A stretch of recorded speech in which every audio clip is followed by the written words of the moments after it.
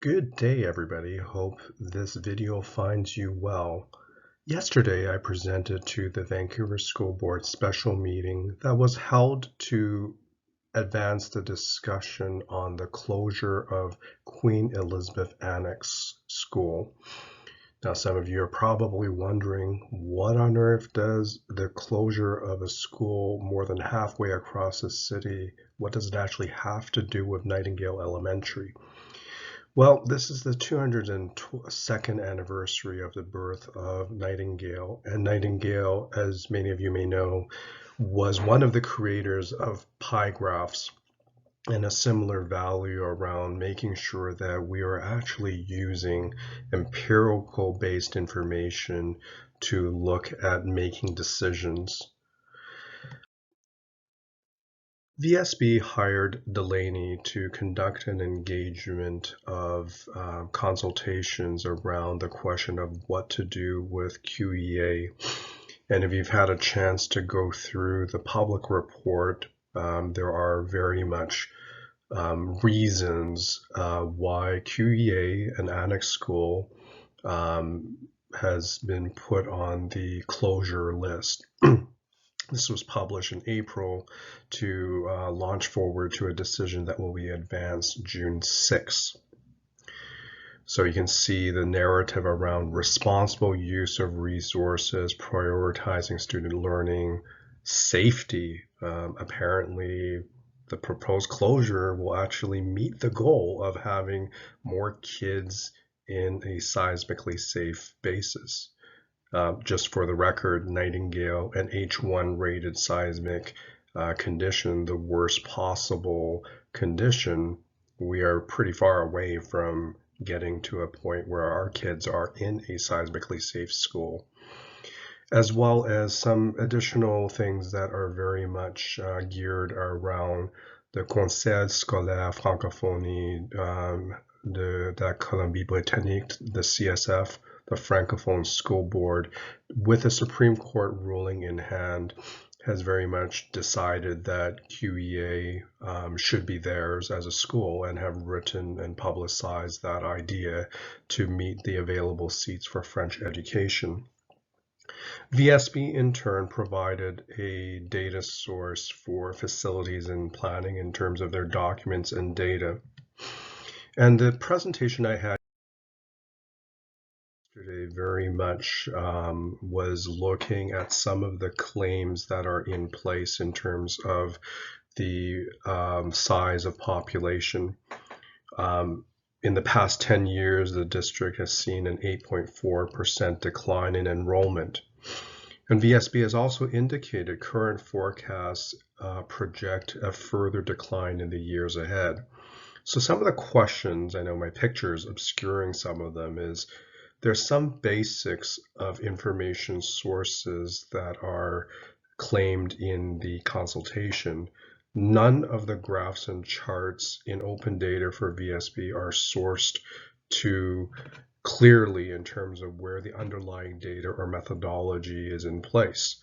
In fact, this is a bit more disturbing because BC Stats, that has a people model for population projections, isn't coming to the same conclusions that VSB staff have been putting forward in the consultations for closing QEA Annex.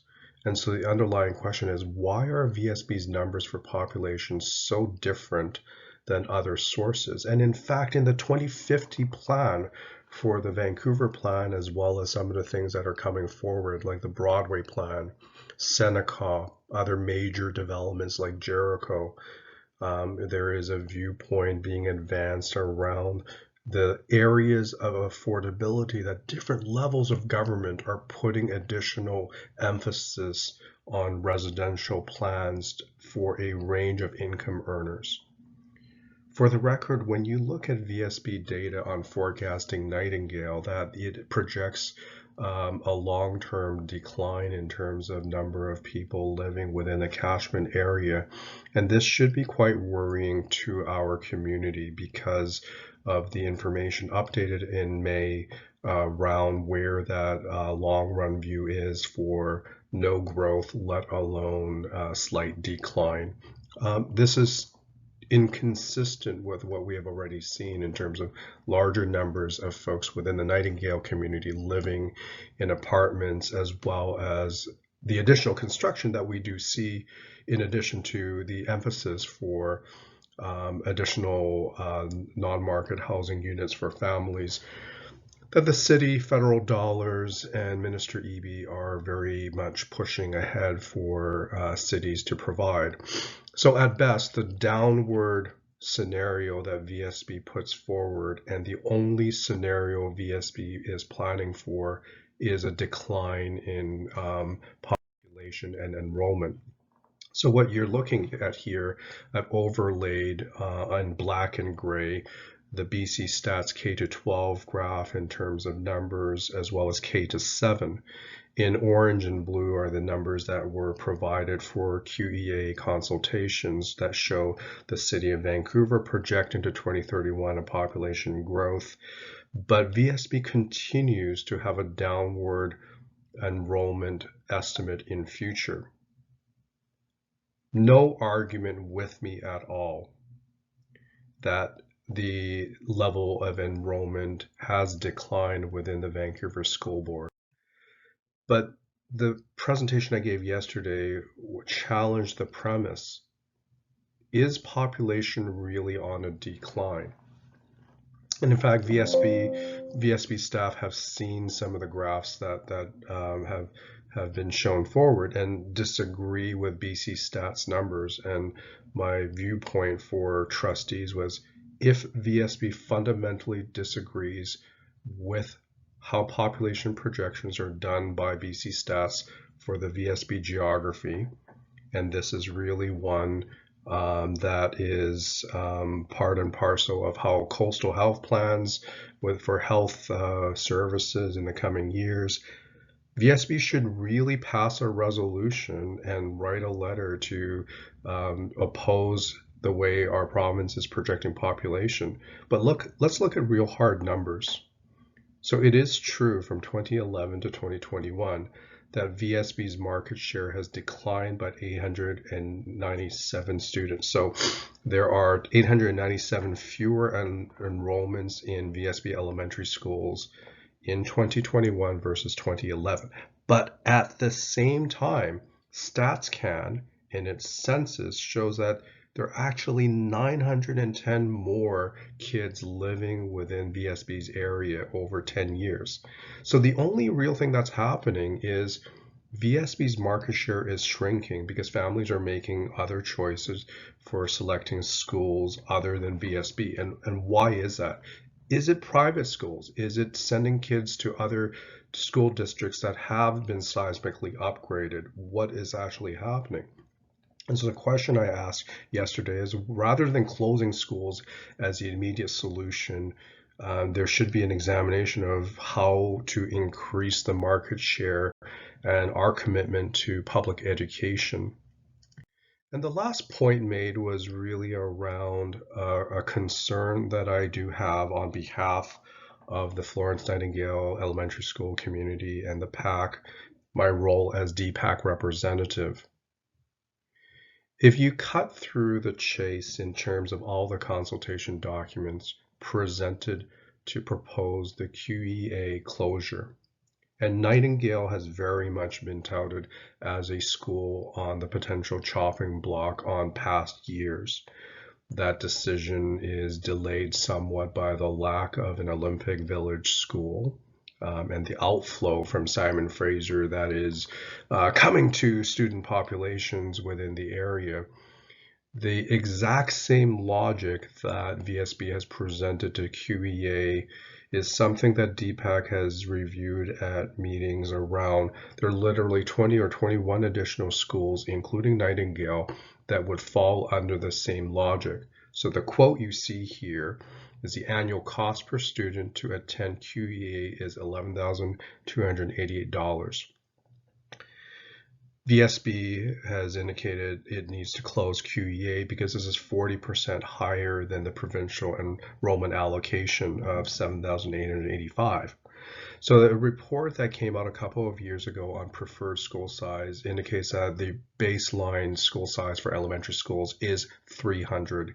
Anything below that number, it actually costs more to keep that school open in terms of the amount of money that the province gives to VSB than it actually costs to operate. Nightingale is likely very much in that same situation, that it costs more than $7,885 per student to keep the school open. Second point is the reason for closing QEA is QEA is not a seismically safe facility. Well, guess what, folks? Neither is Nightingale. In fact, Nightingale has been on the list to go on to a seismic mitigation upgrade, to being deprioritized, to being prioritized and deprioritized. So the yo-yo of going back and forth in terms of a proposed seismic mitigation project that has never been awarded or advanced ahead. The reason why QEA is being touted as a place to close in terms of let's deal with our seismic issue by closing the school, that is a concern that we can't get a straight answer about whether that is a plan for Nightingale itself. As one of those places that has a high maintenance cost because it is an old building dating to 1912, that has an aging facility, that has systems that require upkeep and maintenance. So the choices are, we let the school rot and not maintain it because we're going to stretch the asset to the point where it will not be a place where that it has the best HVAC system. So if we have another heat dome event where we won't have air conditioning, and so we need to close the school for those days, as well as a longer term piece where the anchor point that Nightingale presents for the community that we have really might not be on the priority and instead be fast tracked for a potential closure.